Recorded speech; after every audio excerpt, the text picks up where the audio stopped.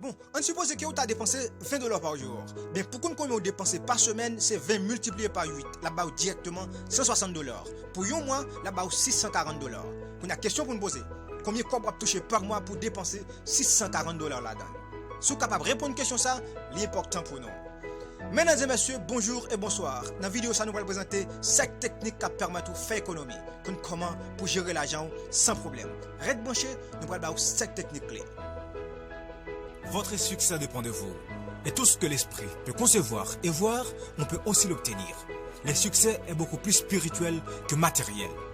Il faut rester aux côtés des grands. Il faut faire de grandes fréquentations.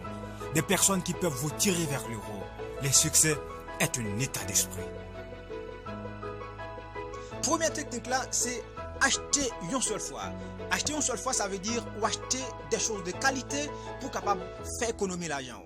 C'est-à-dire, ou acheter un bagage une seule fois, même lorsque le bagage est cher, mais ou acheter une fois qui dure un peu de temps. Imagine ou acheter un soulier 150 €, qui va 5 ans. Au lieu d'acheter plusieurs lots, qui va 1 an, préférez que vous achetez un seul soulier bien cher qui va 5 ans au lieu que vous achetez un pilote de bagages qui pas bon. C'est-à-dire, vous achetez une seule fois des choses de qualité. Deuxième technique là, c'est ne pas s'endetter. C'est-à-dire, ou pas battre pour gagner dette. Ou dépenser moins l'argent. Et bien, il y a du seul côté que vous êtes capable de dépenser, c'est pour étudier, c'est pour acheter une maison ou du moins c'est pour faire business. C'est dans 3 bagages ça veut dire que vous êtes capable de dépenser. Après ça, je conseille pas jamais faire dette. Parce que si vous faites dette, vous ne pouvez jamais faire économie.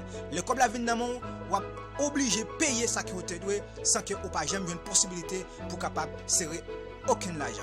Troisième technique là, c'est que vous devez connaître qui côté l'argent va aller. Connaître qui côté l'argent va aller.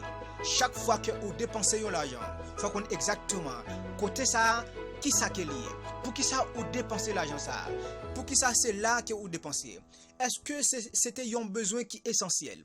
Est-ce que c'était un besoin urgent ou du moins qui est non urgent? Eh bien, vous devez connaître qui côté l'argent va aller. Si ce n'est pas ça, vous ne pouvez jamais faire économie. Vous ne pouvez jamais gagner l'argent pour capable régler les affaires dans le futur et dans le présent. Quatrième technique, c'est que vous devez couper fâché avec une série d'habitudes qui coûteuses. C'est-à-dire une série d'habitudes qui font dépenser un paquet d'argent. Imaginez chaque jour ou capable de fumer ou acheter une série de cigarettes qui coûtent bien cher. Ça permet que vous dépensez pile d'argent, vous capable de réduire sous quantité de dépenses. Chaque jour avant que vous travaillez, vous achetez une série de bagages pour manger bien cher. Et pourtant, vous êtes capable de gérer ça d'une autre façon. Eh bien, vous supposez rompre avec genre de situations, genre d'habitudes. Et cinquième technique là, c'est que jamais dépenser plus que nécessaire. C'est-à-dire dépenser exactement la quantité que vous devez dépenser. Parce que si vous faites une prévision pour dépenser telle quantité d'argent par mois ou du moins par semaine, vous supposez arriver directement dépenser quantité. Si ce n'est pas ça, il n'est pas bon pour vous. Vous ne pouvez jamais faire économie. Exactement, vous devez appliquer le principe ça justement pour capable faire économie, pour capable serrer l'argent. L'argent qui permet de régler une série de bagages dans le futur. Sixième technique là, faut ou minimaliste.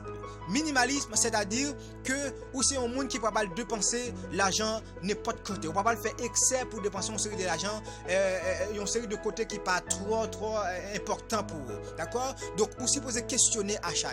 Vous supposez dire est-ce que réellement ou besoin ça que vous pouvez l'acheter. Si oui que c'est un bon achat, faites-le. Si c'est pas un bon achat, pas fait. Eh bien, faut que vous capable d'équilibrer bagaille, ça va permettre que vous soyez minimaliste dans le bon sens là. Et septième et dernière technique là, c'est que vous devez réfléchir avant que vous achetez toute bagaille. Dépenser pour capable et ajouter au maximum une série de qualités que vous avez besoin dans la vie. Mais pas de penser n'importe comment. Vous devez réfléchir sur tout ça que vous faites comme dépense. Parce que si vous ne pas réfléchir sur eux, eh bien, vous allez échouer quand même, vous ne pouvez jamais faire économie. Merci tout le monde pour patience. Est-ce que nous t'attendons cette vidéo ça? À la prochaine.